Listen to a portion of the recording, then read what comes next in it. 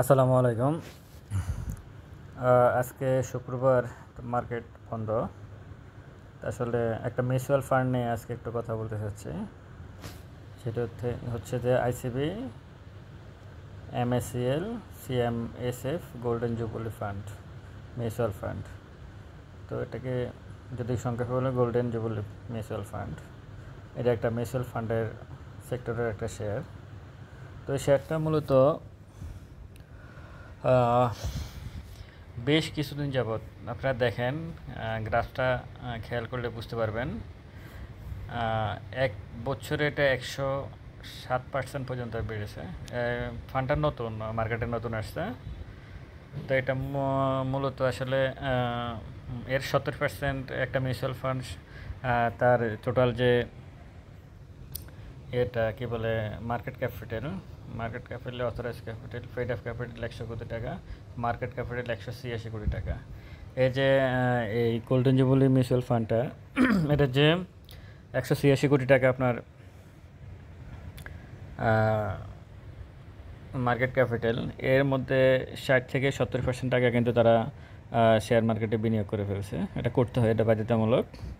এবং এটার যে এদের যে ডিভিডেন্ডগুলো, মিউচুয়াল ফান্ডের আরেকটা সুবিধা হলো এদের যে ডিভিডেন্ডগুলো, ওটা আসলে ওরা রিজার্ভ রাখতে পারে না। ওরা আসলে মিউচুয়াল ফান্ডগুলোর এটা কী বলে নির্দিষ্ট একটা হারে ওরা ডিভিডেন্ড দিয়ে দিতে হয় তাদের বিনিয়োগকারীদেরকে। একটা ডিভিডেন্ড তাদেরকে অবশ্যই দিতে হবে। তো সেটা অনেক দিন থেকে মার্কেটে ভালো অবস্থায় আছে, অনেক দিন থেকে। যদি আমরা এর চার্টটা একটু দেখি, চার্টটা কিন্তু আসলে কখনো কখনো পড়ছে, আবার কখনো ধারাবাহিক একটা ইয়ে আছে চার্টের মধ্যে। তবে এই মুহূর্তে আসলে আমি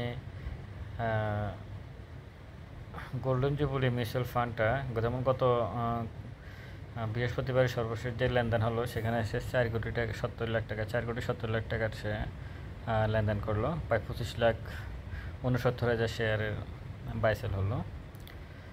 লাস্ট কোয়ার্টার ওয়ানে মাইনাস আসছে। যখন গত বছর এটা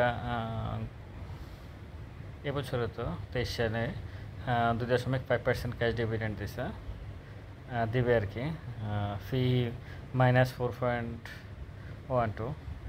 এই শেয়ারটা আসলে আমি যদি বলেন আমাকে, আসলে বিনিয়োগের জন্য এটা উপযুক্ত না। কারণ EPS minus, P ratio minus. সাধারণত দীর্ঘমেয়াদী বিনিয়োগের জন্য আমরা সাধারণত ফান্ডামেন্টাল যে শেয়ারগুলো আছে, ওই শেয়ারগুলো আমরা চুজ করে থাকি, যাতে শেয়ারগুলো ভালো করে দিন শেষে একটা ভালো ডিভিডেন্ড দেয়।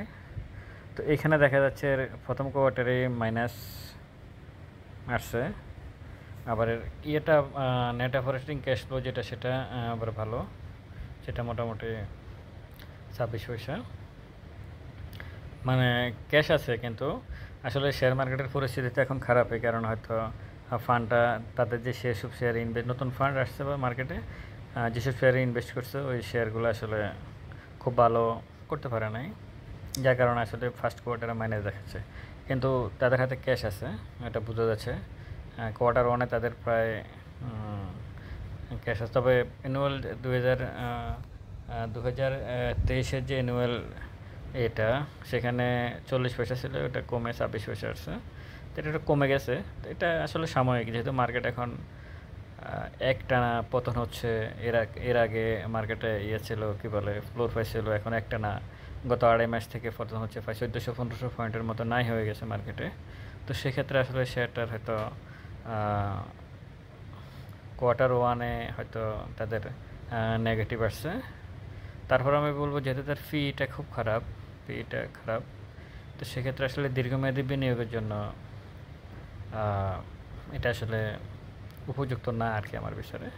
আচ্ছা, এই শেয়ারটা 52 উইকে সর্বনিম্ন 9 টাকা ছিল, আর 52 উইকে সর্বোচ্চ হাই ছিল 18 টাকা 90 পয়সা। তো শেয়ারটা আসলে এই মুহূর্তে চলতেছে 18 টাকা 60 পয়সা। মানে সেটা 18 টাকা 90 পয়সা পর্যন্ত উঠছিল। এই মুহূর্তে সেটাতে বিনিয়োগটা যারা এখন শেয়ারটা কিনতেছে, আমার ধারণা তারা একটা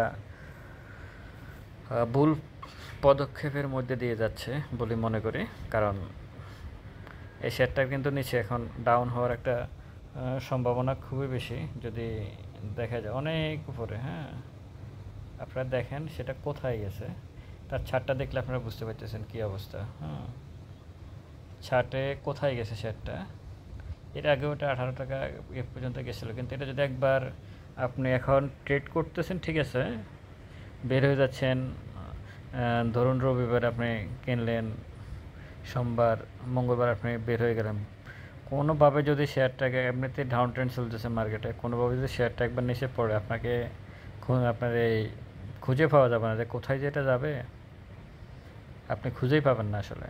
এটা হচ্ছে বাস্তবতা। হ্যাঁ, তো এসব শেয়ার আসলে বিনিয়োগ করতে আমি এই শেয়ারটা আজকে নিয়েছি। বিনিয়োগ করবে, এসব শেয়ারে বিনিয়োগ করাটা কতটুকু রিস্ক হতে পারে এটা বোঝানোর জন্য আসলে ভিডিওটা করা। এসব শেয়ার আসলে বিনিয়োগ এই মুহূর্তে কঠিন, কারণ এটা সর্বোচ্চ আপ ট্রেন্ড এই মুহূর্তে আছে।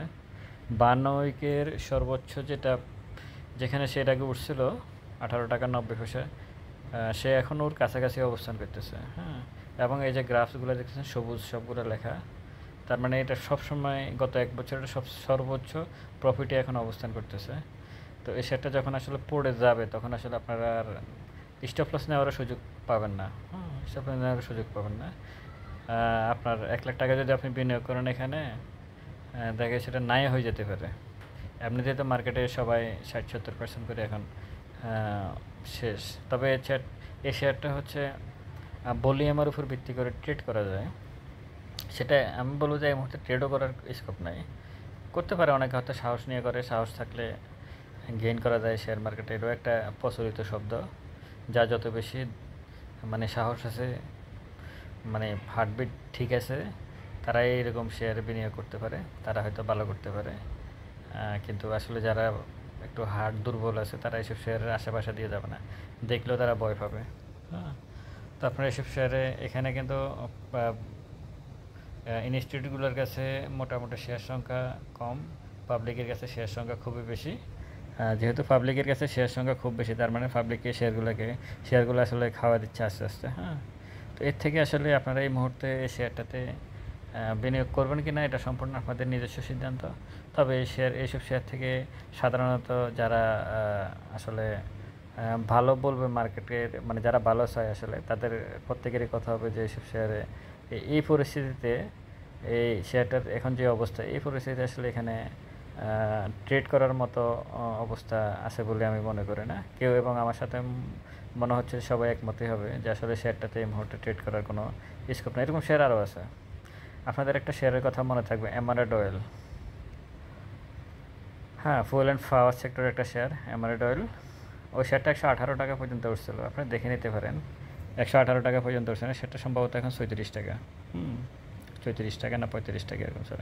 তো 118 টাকা যারা আসলে বাই করছে, তারা কি কোনো দিন কোনো কালে কোনোভাবে ওইখানে কি যেতে পারবে? আর পারবে না। ওই 118 টাকা পর্যন্ত আর কোনো দিন যাবে না, তাদেরকে লস নিয়েই বের হতে হবে। এই শেয়ারটাও আমি মনে করি ওই রকম পর্যায়ের একটা শেয়ার। সো এই মুহূর্তে শেয়ারে আসলে বিনিয়োগ নয়, বা ট্রেড করার মতো অবস্থা নাই। বিনিয়োগ তো কেউ করে না এই শেয়ারে, এইরকম শেয়ারে ট্রেড করবেন যারা, তাদের আসলে অনেক সাবধানীভাবে ট্রেড করতে হবে। তো রবিবারে আবার মার্কেট ওপেন হবে, আশা করি ইনশাল্লাহ মার্কেট ভালো কিছু হবে। আপনারা সবাই ভালো থাকবেন। আসসালামু আলাইকুম।